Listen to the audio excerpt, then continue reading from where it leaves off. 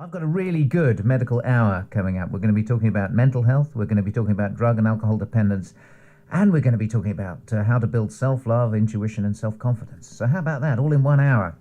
Kicking us off, we're talking about a new rehabilitation service that's been launched here in Bristol to support people with long-term mental health problems. It's designed to help them gain skills and confidence to live independently as possible. Joining me in the studio are the Programmes Manager, Chris Kingston, and Kathy, whose daughter has used community rehabilitation services for many years. How are you both? Are you well? Really good, thank you. You're Fantastic. looking well, thank you. Thank you so much for coming on. Let's start with you, Chris. Tell us about your service generally, because I know you've worked in this area for a long time, and the new service that's just been launched. Okay, I've been with 2ndStep for something like 13, 14 years now. Okay. I've been involved with loads of services, so I've just started working in this service, the community rehabilitation service, for the last 6 months. The service opened on the 1st of April this year. It's a service, as you said, for people with longer-term mental health problems, kind of more serious mental health problems. It's part of the recommissioning of the wider Bristol mental health services. So who's it funded? It's part of the NHS, part of... It's funded by Bristol CCG, so okay, yeah. So it's, they've commissioned it and NHS. said, we need this is a vital service. That's right, that's right. And they wanted a different type of service. They wanted a service that really combines the voluntary sector and the work that 2ndStep does with the kind of medical side, with the NHS type work that's done by the Mental Health Trust. And are we getting better at gluing it all together? Because you talk to people and often they'll have amazing services in little pockets, but the services don't speak to each other and they're not integrated, they don't glue together. Are we getting better at integrating all these little services in Bristol? I think so, Phil, yeah. So our part of it is part of the wider system. So the main community teams in Bristol Mental Health, they're now made up of NHS bodies with the voluntary sector working with them. Mm-hmm. So that brings loads of advantages. It means that the NHS bit can do the NHS stuff, and then the voluntary sector, who've got all the links in the community, they know about all the pathways in, they know about all those community resources. They can really kind of add to that, and they can really bring all that wealth in. So tell us particularly about the new service that you've been launched, because there are two aspects to it, aren't there? There's two sides. So there's a accommodation side where we've just opened a service in Braintree, Bristol. It's a shared house for 10 people. Again, all with longer-term mental health problems. It's a 24-hour staff service, very supportive environment. We've designed it with carers and service users to make it feel really homely and safe. And people can use that service. We've got what we call recovery navigators, and that navigator bit is really important. That's about getting alongside people and helping them in their journey through the service.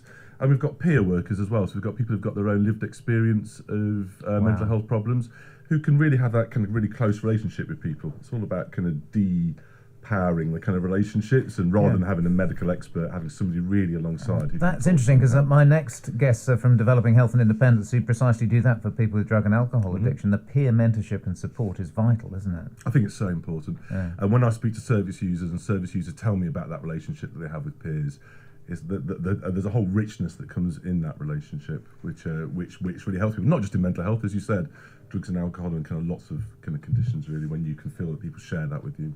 Okay. Kathy, tell us a little bit about your story, because you've been a carer. You've been caring for your daughter, who's had mental issues for some while.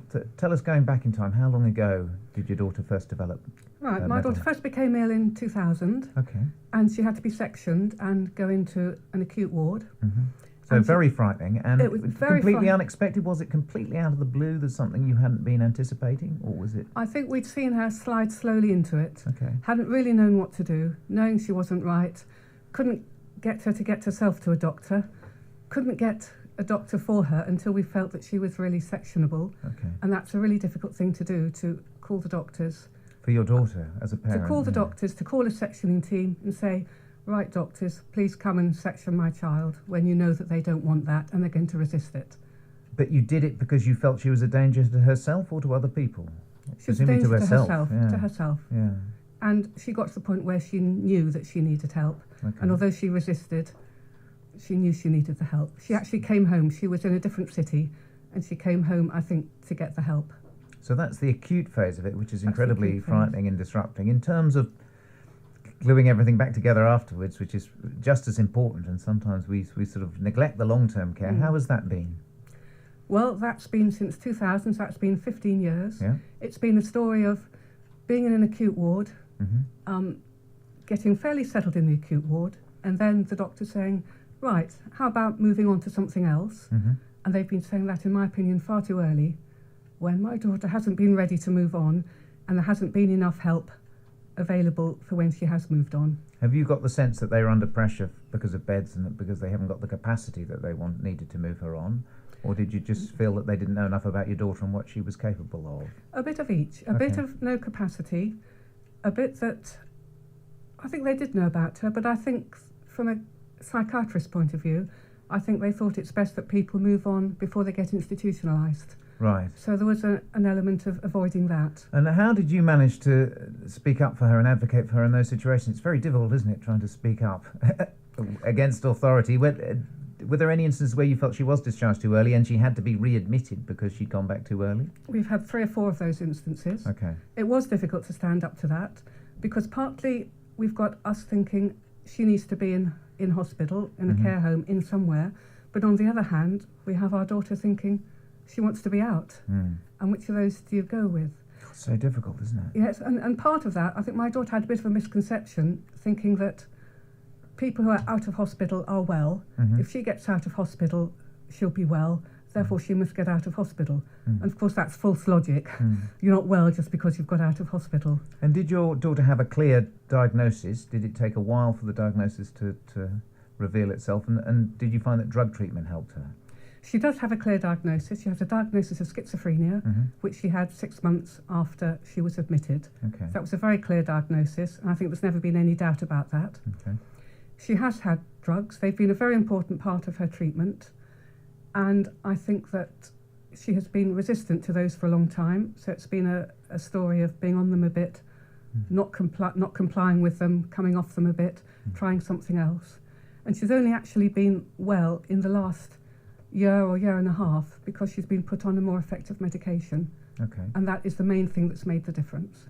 So the medication has made a difference, but people, whatever their disease is, when they're living for it in the long term, have to live a life of joy and meaning and purpose. What other things have been available to her to help her reintegrate in society and find passion and enjoyment in life?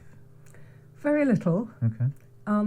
In the early days, they had several attempts at discharge, and she had a bit of help with medication, but that was all. She has actually found it very hard to join in with groups or activities. Even now, she still finds it hard.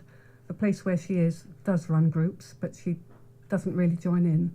So I think there hasn't been much help, but if there had been, I think my daughter would have found it difficult to have accessed that help. If we look about what's available now and what 2ndStep are doing now, how do you see that as improving the situation? I think it's going to improve it a lot because it's going to be a central resource centre where people can come. There'll be activities, there'll be tools, there'll be a recovery college, all sorts of things that people can dip into, dip out of as they want and take what's necessary for them.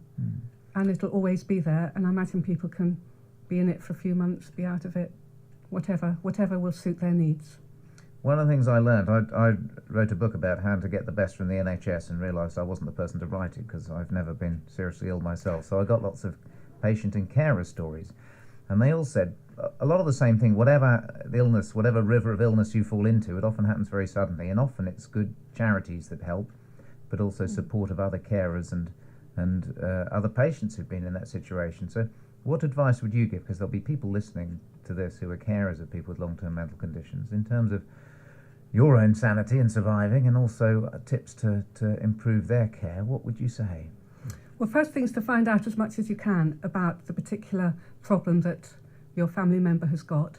But secondly, I think Rethink run a very good carers service. To be in touch with Rethink, they run a carers group where carers can share their stories. So you get support from other people who've had problems like that, and ideas about what other people have done, support, people to talk to, people to get ideas from. So I think Rethink Carers group is very, very good. That's brilliant. Thank you so much, Kathy, for coming and talking about that, because it's difficult to talk about, but actually really helps other people when they hear your story. So thank you so much. Chris Kingston, finally tell us, how can people access this new service, the new 2ndStep services that you're offering? How do they get into it? The service is primarily for people, as I said, who've got longer term and more severe mental health problems. So probably most people are going to be in mental health services already to some extent. Okay. Anyone that's working with those people can make a referral through to us. If they do happen to be in the community and not in mental health services, they can speak to their GP, and the GP can also refer that person in, or they can make a self-referral. If they look on the 2ndStep website, our referral forms and information's available on there. Excellent. Thank you so much, Chris Kingston and Kathy, for joining us and sharing your stories. Really important stuff. Thank you. Okay, thanks, Phil. Coming up, we're going to be talking about substance abuse with a rather wonderful charity from Developing Health and Independence.